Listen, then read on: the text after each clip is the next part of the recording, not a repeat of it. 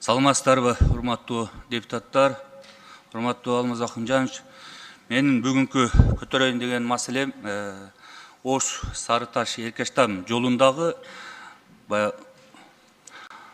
уюлдук байланышы жок жерлер боюнча болмокчу да. Өзүңүз билесиз, мына бул Сарыташ айылы менен Нура айылынын ортолугунда ал жак бийик, кыштын күндөрү дагы баягы жолдордо байланышы жок экен да, элдердин кайрылуусу болуп атат. Ушул жерге өзүңүз билесиз, бүгүнкү күндө бизде Кыргызстанда 3 чоң мобилдик компания бар.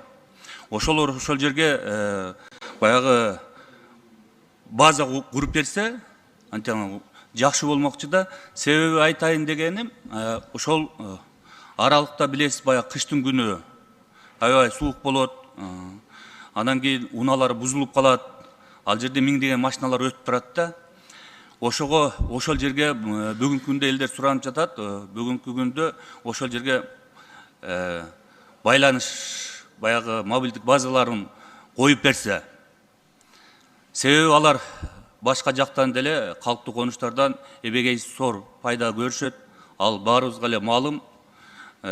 Ушуга көңүл буруп, тиешелүү министрликтерге айтып, ушул бир маселени чечип берсеңиз, элдин кайрылуусу эле.